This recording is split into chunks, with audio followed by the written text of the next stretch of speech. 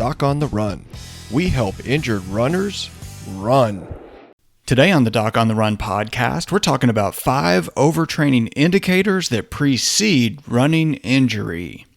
Most of the time when I see runners and they get an overtraining injury, whether it's a metatarsal stress fracture or Achilles tendonitis or some sort of overuse injury that happens from supposedly running too much, a lot of runners are actually surprised that it happened. But then when I sit down and talk to them and we talk about how they were feeling in the weeks or maybe even months before they got the overtraining injury, it's really not surprising to me that they got injured. And had they just recognized some of those sort of signals or indicators that you were in a state of overtraining and knew you were at risk of higher probability of getting a running injury, you could have backed off a little bit, rested a little more, or done something a little differently to make sure you didn't actually get that injury.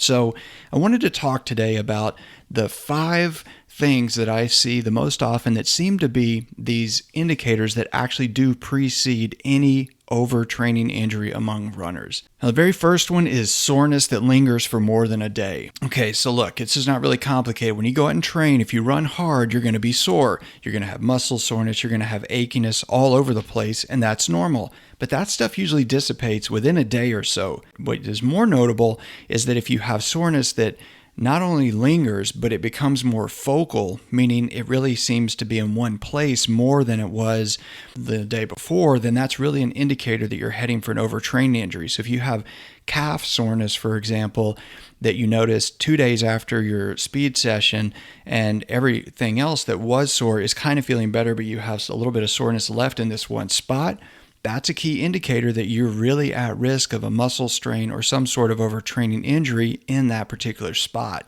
So you have to really watch for that. Any kind of soreness that just doesn't really dissipate as fast as the usual delayed onset muscle soreness that you get after typical workouts, that's a signal to you that something's wrong, and you should either back off and rest a little bit more, skip a workout, try to sleep a little bit more that night, or talk to your coach, but you've got to do something to make sure that you don't turn that into an overtraining injury. The second thing is just feeling exhausted.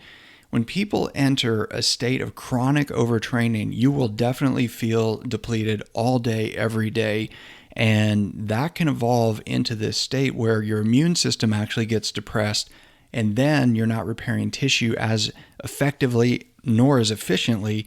So you continue to ramp up your workouts in duration and intensity, and that's when all of these things kind of coincide to put you at the highest risk of an overtraining injury, like a metatarsal stress fracture or a plantar plate sprain or plantar fasciitis or Achilles tendonitis or any of the other common overtraining injuries.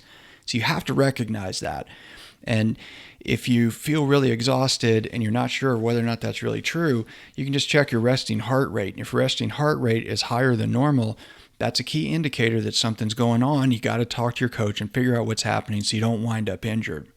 The third thing is you feel stressed out. Now, if you have a really stressful period in your life, whether that's your personal relationships or a work situation or anything, a family situation, whatever, and you're feeling stressed out, you are at risk of a stress-related injury. We always refer to things like stress fractures as running injuries, as something where it's a biomechanical problem, too much pounding or all that. But the fact is that all overtraining injuries are stress-induced injuries. It's where you get too much stress applied to one tissue and then it breaks down. And this is true of emotional stress, environmental stressors, all these other things that can happen to you throughout the course of training that can compound the stress that you apply from your workouts. So if you're feeling stressed out, you're feeling anxious, that's an indicator that you may be heading for a running injury. So you've got to be careful and pay particular attention to what's going on in your workouts so you don't get injured. The fourth thing is when your diet starts to take a back seat. When you become so busy that you're really not eating the way that you should, you're not eating as frequently as you should, or with the range of nutrients that you know your body needs in order to be rebuilding tissue effectively and efficiently to recover and repair the tissue damage that you did in your workout before you re-damage that tissue with another workout. Because all an overtraining injury is when you get compounded tissue damage that is not fully repaired from one workout to the next, and then it supposedly blows up on you. But the fact is you've been compounding it. So it really is giving you an indication. You have some soreness. It doesn't feel right. You feel slow. You're changing your gait or whatever. But it doesn't just happen suddenly. And the key there is that you have to be able to repair that tissue.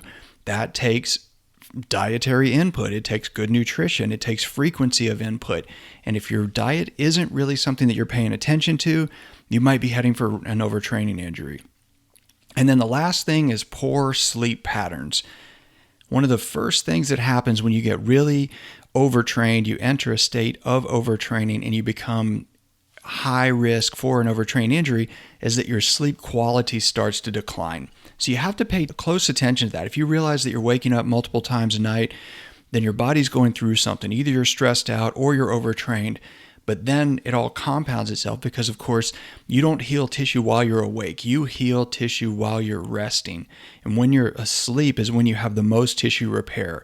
So you have to watch all of that very, very closely. And if you realize that your sleep is getting disrupted, you need to talk to your coach and figure out what you should do to decrease your volume, decrease the stress that's being applied to your system so that you can actually get back on track and start recovering more appropriately.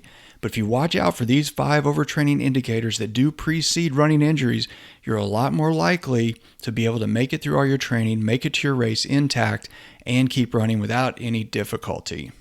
Doc on the Run. We help injured runners run.